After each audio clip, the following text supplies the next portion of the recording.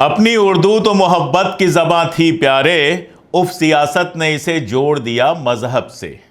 नमस्कार, मैं अशोक कुमार पांडे और स्वागत है आपका टीसीएच पर। सुप्रीम कोर्ट से उर्दू को लेकर एक फैसला आया है।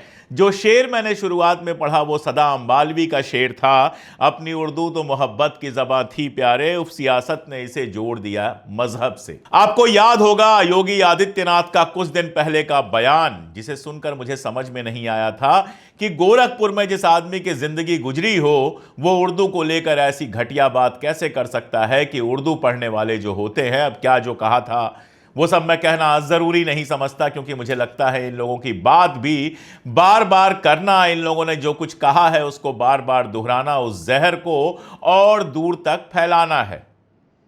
उर्दू के बारे में दो तीन बातें आप जान लीजिए, फिर कोर्ट के फैसले और इसके मतलब पर मैं आता हूं। जो नहीं जानते हैं उनके लिए, उर्दू को मुसलमानों की भाषा कहा गया। अगर उर्दू मुसलमानों की भाषा होती तो सबसे पहले कहां बोली जाती, जरा बताइए मुझे। सबसे पहले मिडिल ईस्ट में, उस अरब वर्ल्ड में बोली जाती जहां मुसलमान रहते हैं सबसे ज्यादा, जहां से इस्लाम पैदा हुआ था, लेकिन वहां तो अरबी और फारसी बोली जाती है। आज मैं जावेद अख्तर साहब का एक ट्वीट पढ़ रहा था जिसमें वो लिखते हैं कि 1798 में 1798 में एक इस्लामिक स्कॉलर थे शाह अब्दुल कादिर। उन्होंने पहली बार कुरान को उर्दू में ट्रांसलेट किया, और जब उन्होंने उर्दू पर ट्रांसलेट किया तो तमाशा मच गया। उस जमाने के जो मुफ्ती थे, जो काजी थे, उन्होंने उनके खिलाफ तमाम फतवे जारी किए। आपको याद दिला दूं कि जब गोस्वामी तुलसीदास ने भी आम लोगों की भाषा अवधी में रामचरितमानस लिखना शुरू किया था, तो उस जमाने के जो ब्राह्मण थे उन्होंने उनके ऊपर हमला किया था कि संस्कृत में जो कथाएं हैं उनको आम लोगों की भाषा में कैसे लिख सकते हो। उर्दू हिंदुस्तान में पैदा हुई हिंदुस्तानी जबान है, और हिंदुस्तान और पाकिस्तान के अलावा दुनिया में कहीं नहीं बोली जाती। पाकिस्तान के भी एक हिस्से में बोली जाती है, बलूचिस्तान में नहीं बोली जाती, सिंध में नहीं बोली जाती, यहां तक कि नॉर्थ वेस्ट फ्रंटियर की भी जो भाषा है वो भी उर्दू नहीं है। एक जो पंजाबी वाला इलाका है वहां पर उर्दू बोली जाती है, क्योंकि वो हिंदुस्तान का ही हिस्सा था। वहां पर उर्दू वैसे ही चलती थी जैसे बाकी हिंदुस्तान में चलती थी। तो हम तो ये बात शुरू से कह रहे थे, बरसों से कह रहे थे कि उर्दू खालिस हिंदुस्तानी जबान है, हिंदुस्तान में पैदा हुई है, इसका किसी और मुल्क से, किसी मजहब से कोई लेना देना नहीं है। लेकिन योगी आदित्यनाथ जैसे लोग लगातार जहरीले बयान देकर यह साबित करना चाहते हैं कि उर्दू सिर्फ मुसलमानों की जबान है, और अब तो यहां तक कह दिया गया कि उर्दू जो है वो जिहादियों की जबान है। माननीय सुप्रीम कोर्ट में यह मामला गया था, और यह मामला कोई बागड़े साहब वकील थे वो लेकर गए थे। उन्होंने याचिका दायर किया था कि महाराष्ट्र की जो स्थानीय प्राधिकरण है, मतलब म्यूनिसिपैलिटीज वगैरह पर हैं, वहां पर उर्दू का उपयोग नहीं होना चाहिए। उन्होंने कहा था महाराष्ट्र स्थानीय प्राधिकरण राजभाषा अधिनियम 2022 के तहत उर्दू का प्रयोग वर्जित है। वैसे जब उर्दू की बात चली है और महाराष्ट्र की बात चली है, तो एक बात मैं आपको और बता दूं, सावरकर साहब महाराष्ट्र के थे और उन्होंने मराठी भाषा में बहुत सारे सुधार किए थे।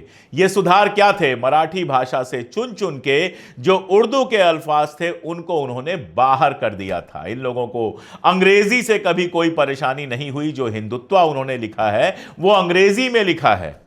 अपनी तमाम किताबें उन्होंने अंग्रेजी में लिखी, अंग्रेजी से दिक्कत नहीं थी।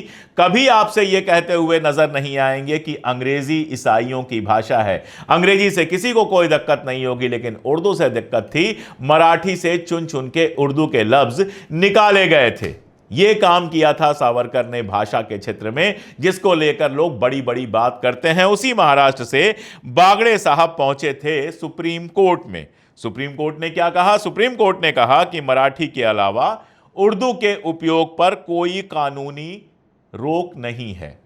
यानी जिस कानून की वो बात कर रहे थे उस कानून के तहत उर्दू पर कहीं कोई रोक नहीं लगी थी। उन्होंने कहा कि भारत के संविधान की अनुसूची 8 जो है उसमें मराठी और उर्दू दोनों को बराबर का सम्मान है।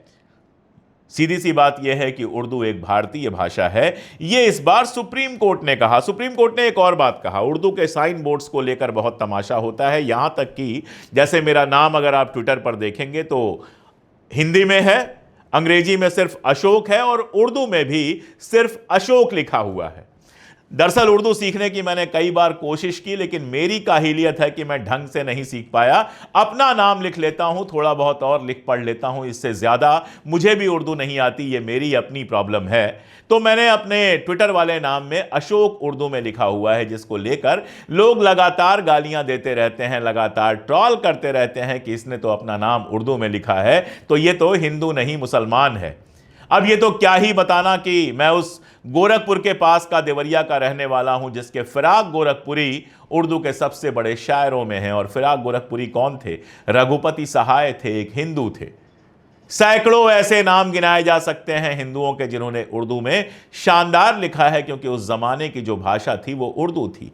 राहुल सांकृत्यायन जो बड़े हिंदी के विद्वान हैं, जिनका नाम सारी दुनिया में है, बौद्ध जगत के बहुत बड़े विद्वान हैं, उस जमाने में गए थे तिब्बत और वहां से ढूंढ ढूंढ के बौद्ध पांडुलिपियां लाई थी। उनकी पढ़ाई भी मदरसे से शुरू हुई थी। मदरसे में पढ़े थे मेरे अपने बाबा।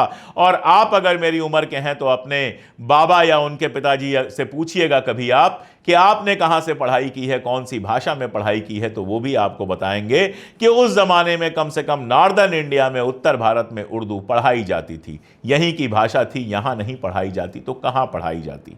वो तो पाकिस्तान बट गया, पाकिस्तान ने अपनी नेशनल लैंग्वेज उर्दू बना ली। उसके बाद उर्दू को एक दुश्मनाना लैंग्वेज की तरह कुछ लोग ट्रीट करने लगे, वरना उर्दू तो उतनी ही हिंदुस्तानी जबान है जितनी हिंदी। हिंदी और उर्दू को लेकर एक शेर है, जिसके शायर का नाम मुझे नहीं पता, लेकिन शेर बड़ा अच्छा है, तो मैंने सोचा आपके सामने पेश कर दूं।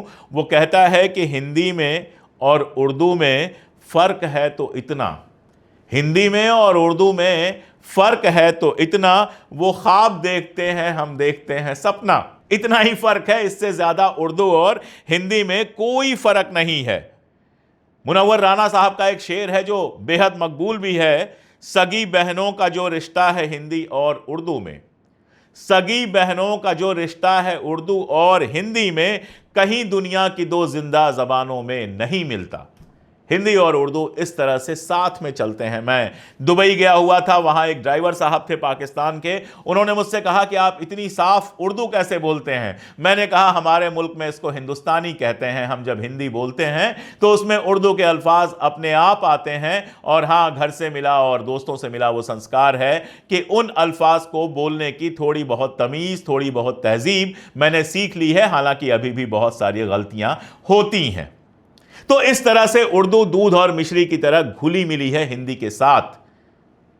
आप कोई आधा पन्ना लिखने की कोशिश कीजिए, कोई 2 लाइन लिखने की कोशिश कीजिए, यहां तक कि योगी आदित्यनाथ भी उर्दू के खिलाफ जब बोल रहे थे तो तमाम उर्दू के अल्फाज का इस्तेमाल कर रहे थे। हो ही नहीं सकता है कि बिना उर्दू के लफ्जों का इस्तेमाल किए हुए आप लगातार बोल सकें, क्योंकि वो हमारी भाषा में एकदम घुले मिले हैं। और कोर्ट की तो बात ही छोड़ दीजिए, अदालत ने भी इस बात को साफ साफ कहा कि कोर्ट में तमाम सारे ऐसे लफ्ज हैं जो सीधे उर्दू से आए हैं और जिनको हटाया नहीं जा सकता। आप सोचिए, संभल में या कहीं भी जहां जुलूस निकाला मुसलमानों ने और काली पट्टी बांध ली, उनके ऊपर क्या लगाया गया? मुचलका लगाया गया। यह मुचलका कहां से आता है? यह मुचलका उर्दू का लफ्ज है, हिंदी का लफ्ज तो नहीं है। तो योगी आदित्यनाथ जो उर्दू के खिलाफ बोलते हैं, उनकी सरकार में भी लगता है मुचलका, जो उर्दू का लफ्ज है। बाकी फौजदारी का मामला हो या दीवानी का मामला हो, यह फौजदारी और दीवानी कहां से आता है? यह भी उर्दू से आता है। हलफनामा लिखते हैं आप, पेशी होती है आपकी, यह सारा कुछ कहां से होता है? मुचलका भरते हैं आप, यह सब कहां से होता है? यह सारे के सारे उर्दू के लफ्ज हैं जो हिंदी में ऐसे घुल मिल गए हैं कि लगता ही नहीं है कहीं और से ये लफ्ज आए हैं। वैसे तो हमारी जो हिंदी जबान है उसमें दुनिया भर की भाषाओं के लफ्ज हैं, अंग्रेजी के लफ्ज हैं, पुर्तगाली के लफ्ज हैं, अरबी के हैं, फारसी के हैं, देशज भाषाओं के हैं, कहां से नहीं लफ्ज आए हैं। और याद रखिए, ऐसा बागीचा जिसमें अलग अलग तरह के फूल खिलते हैं वो सबसे खूबसूरत बागीचा लगता है। अगर एक ही फूल खिला हो पूरे बागीचे में, ठीक है सुंदर लग सकता है, लेकिन बोर हो जाएगा आदमी एक बार के बाद। अगर गुलाब का भी बागीचा है तो लाल गुलाब हो, पीला गुलाब हो, सफेद गुलाब हो, काला गुलाब हो, अलग अलग तरह के गुलाब हो, तो देखने में मजा आता है, आंखों को सुंदर लगता है। चंडीगढ़ में ऐसा ही रोज गार्डन है, बताया जा रहा है कि उसको भी उजाड़ने की कोशिश की जा रही है। ऐसा लगता है कि हमारे मुल्क में जितनी खूबसूरत चीजें हैं सबको उजाड़ने के खेल चल रहे हैं। कोर्ट ने हिंदी और उर्दू की पैदाइश पर और उनको जिस तरह से बरता जाता है उस पर भी एक शानदार टिप्पणी की है। उन्होंने कहा कि हिंदी और उर्दू दोनों भाषाएं जो हैं वो आपस में मिली जुली थी, लेकिन दोनों तरफ के जो कट्टरपंथी थे और शुद्धतावादी थे उनकी वजह से हिंदी में संस्कृत के शब्द भरते चले गए और उर्दू के अंदर फारसी के लफ्ज भरते चले गए। दरअसल उर्दू जैसी और हिंदी जैसी अलग अलग कोई भाषा ही नहीं थी। हिंदवी कहते थे जो हिंदुस्तान में बोली जाती थी। उर्दू के बारे में तो कहा जाता है कि मुगल कैंप्स में यह भाषा पैदा हुई थी, लेकिन जब अंग्रेज आए उन्होंने देखा कि भाषा भी यहां पर बहुत बड़ी चीज हो सकती है। हिंदुओं और मुसलमानों को बांटने की 1857 की जंग जीतने के बाद अंग्रेजों ने यह तय किया था कि अब हमें कोई नीति अपनानी है तो बांटो और राज करो की अपनानी है। डिवाइड एंड रूल, लोगों को बांटो और राज करो। सबसे आसान काम था भाषा धर्म के आधार पर बांटना, तो यहां भाषा में धर्म घुसा दिया गया। मैं बहुत डिटेल में नहीं जाऊंगा। डॉक्टर सुजाता ने हमारे यहां एक वीडियो किया था और उसमें बहुत डिटेल में बताया था कि उर्दू और हिंदी कैसे बनी, लेकिन अंग्रेजों ने ऐसा किया कि एक तरफ से ऐसे लोगों को पकड़ा जो हिंदी में से या उस हिंदवी में से उर्दू और फारसी के लफ्ज चुन चुन के बाहर निकालने लगे, उनकी जगह संस्कृत भरने लगे, और दूसरी तरफ ऐसे कट्टरपंथियों को चुना जो उसमें से हिंदी और संस्कृत के शब्द बाहर करने लगे और उसकी जगह ठूस ठूस के फारसी भरने लगे। नतीजा यह हुआ कि हिंदी और उर्दू को दो अलग अलग जबान का दर्जा दे दिया गया। हिंदी लिखी गई नागरी लिपि में और उर्दू लिखी जानी शुरू हुई फारसी की लिपि में। यह फर्क है नहीं, यह फर्क पैदा किया हुआ है। आप बताइए, फर्क मैं बार बार बोल रहा हूं, कितने लोग फर्क शब्द का इस्तेमाल नहीं करते हैं? और इस्तेमाल तो खुद उर्दू है, खुद भी उर्दू है, खुद शब्द जो है वो उर्दू है, खुद गर्ज कहते हैं वो उर्दू है। कहां से आप निकालेंगे उर्दू के लफ्जों को हिंदी से? मैंने कहा ना, दूध में जब शक्कर एक बार घोल दी जाती है तो फिर दूध और शक्कर को आप अलग अलग नहीं कर सकते। कोई ऐसा तरीका नहीं है कि दूध अलग हो जाए और शक्कर अलग हो जाए। हमारी जो हिंदुस्तानी जबान है, जिसके बारे में गांधी जी कहा करते थे हिंदुस्तानी, जिसमें हिंदी के भी लफ्ज हों, उर्दू के भी लफ्ज हों, जिसमें जो बाकी हमारी भाषाएं हैं उनके भी लफ्ज हों, उस भाषा की बात किया करते थे। और गोडसे जब उनकी हत्या करने के बाद कोर्ट में बयान देता है तो हिंदुस्तानी को लेकर भी बात करता है, कहता है कि गांधी जी हिंदुस्तानी की बात कर रहे थे, हम उसके मुखालिफ थे। जितना कुछ बेहतर होगा, जितना कुछ सुंदर होगा, संघी उसके मुखालिफ ना हो, यह तो मुमकिन ही नहीं है। और भाषा बहुत बड़ी चीज है। पाकिस्तान हमसे अलग हुआ था एक धर्म के नाम पर कि मुसलमानों का अलग मुल्क होगा, लेकिन पाकिस्तान से बांग्लादेश कैसे अलग हुआ? उसी मुसलमानों के एक मुल्क में जब बांग्लादेश के ऊपर उर्दू थोपने की कोशिश की गई तो बांग्लादेशी उठ खड़े हुए, बोले हमारी भाषा तो बांग्ला है, हम क्यों उर्दू बोलेंगे? और फिर वो हुआ जो इतिहास ने देखा। 1972 में एक धर्म के आधार पर, एक मजहब के आधार पर बना हुआ पाकिस्तान दो हिस्सों में टूट गया, सिर्फ इसलिए क्योंकि उसकी जो भाषा थी वो अलग अलग थी और एक भाषा वो वहां थोपना चाहता था। इसीलिए हमारा हिंदुस्तान जो बना उसमें हमने कहा unity in diversity. Bengali Bangla बोले, कर्नाटक वाला कन्नड़ बोले, तमिलनाडु वाला तमिल बोले, गुजरात का बंदा गुजराती में बोले, महाराष्ट्र का बंदा मराठी में बोले, जो जहां का है उस भाषा में बोले और सभी भाषाओं को बराबर इज्जत दी जाए, बराबर सम्मान दी जाए। ये हमारी पॉलिसी थी। इसीलिए जो 8वीं अनुसूची बनाई गई उसमें हिंदी भी है, उसमें पंजाबी भी है, उसमें मराठी भी है, उसमें गुजराती भी है, उसमें तमाम भाषाएं जो हमारे मुल्क में बोली जाती हैं सब हैं, यानी सबको बराबर इज्जत मिले। राजभाषा के रूप में हिंदी और अंग्रेजी की बात की गई कि सरकारी काम जो होगा वो हिंदी और अंग्रेजी में होगा।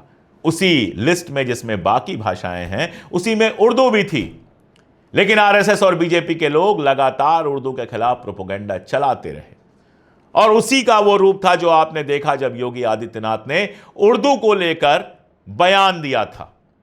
अब जब सुप्रीम कोर्ट ने डिटेल में फैसला दिया हुआ है तो शायद योगी आदित्यनाथ को यह समझ में आए कि जो उन्होंने बयान दिया था वो गलत दिया था। दरअसल उर्दू से मोहब्बत वही कर सकता है जो सलीके और तहजीब से मोहब्बत करता है। जिसको सलीका और तहजीब नहीं पसंद है उसको उर्दू से कैसे मोहब्बत हो सकती है? एक शेर और कह दूं खत्म करने से पहले, इस शेर के भी शायर का नाम अभी मुझे तुरंत नहीं याद है। सलीके से हवाओं में जो खुशबू घोल सकते हैं, सलीके से हवाओं में जो खुशबू घोल सकते हैं, अभी कुछ लोग बाकी हैं जो उर्दू बोल सकते हैं। उर्दू अपने आप में सलीके की भाषा है।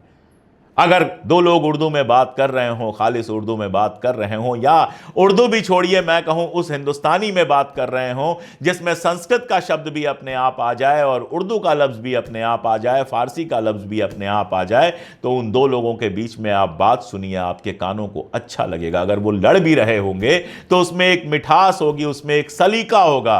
वो मां बहन की गालियां नहीं दे रहे होंगे। लेकिन जब एक ऐसा समय आ गया है जब हमारा प्रधानमंत्री भाषण देते समय कहता है कि वक्फ की जमीनों का अगर सही इस्तेमाल हुआ होता तो मुसलमान पंचर नहीं बना रहे होते, इस लेवल पर जाकर जब बात करता है, जब हमारे संसद के अंदर एक सांसद कुंवर दानिश अली को इशारा करके घटिया बातें करता है, दिन रात ट्रॉल हिंदू मुसलमान करते हुए गालियां दे रहे होते हैं, ऐसे में सुप्रीम कोर्ट की जानिब से जो ये फैसला आया है, ये ऐसे है जैसे किसी रेगिस्तान में चलते चलते कोई नखलिस्तान मिल जाए। इसीलिए मुझे जरूरी लगा इस मुद्दे पर बात करना और सुप्रीम कोर्ट का शुक्रिया कहना कि जो बात हम चीख चीख कर बरसों से कह रहे थे, लेकिन हमारी आवाज में वो दम नहीं है कि बहुत दूर तक जाए, हमारे लोगों तक पहुंचती है, हमारे देखने वालों तक पहुंचती है। वो बात इस देश की सबसे इज्जतदार कुर्सी, सुप्रीम कोर्ट के जस्टिस की कुर्सी से जब कही गई है, तो यह बात दूर तक जाएगी, यह बात नजीर बनेगी और हम पूरे गर्व के साथ कह सकेंगे कि हम उस मुल्क के रहने वाले हैं जहां अलग अलग भाषाएं बोली जाती हैं, लेकिन सारी भाषाओं की हम इज्जत करते हैं। और हिंदी और उर्दू तो जैसा मैंने कहा कि दूध में घुला हुआ शक्कर है, दो सगी बहनें हैं जिनको कभी अलग किया ही नहीं जा सकता। काश योगी आदित्यनाथ अपने दिमाग से थोड़ी नफरत निकालते, सुप्रीम कोर्ट की इस बात को समझते और जहां उन्होंने विधानसभा के अंदर से उर्दू को लेकर वैसी बात कही थी, वहीं खड़े होकर कहते कि नहीं, ये हिंदुओं और मुसलमानों की भाषा में मत बांटिए भाषा को, भाषा सबकी है, जबान सिर्फ उसको बोलने वाले की है, चाहे वो किसी भी मजहब का हो, किसी भी इलाके का हो। तो आज आपसे मेरी अपील यह है कि अच्छे अच्छे उर्दू के शेर कमेंट बॉक्स में डालिए। देखते हैं आप लोग कितने शेर पढ़ते हैं, शेरों से कितनी मोहब्बत करते हैं। मैं कोशिश करूंगा सारे के सारे पढ़ने की और उन पर रिएक्ट करने की। आज के लिए इतना ही, बहुत शुक्रिया।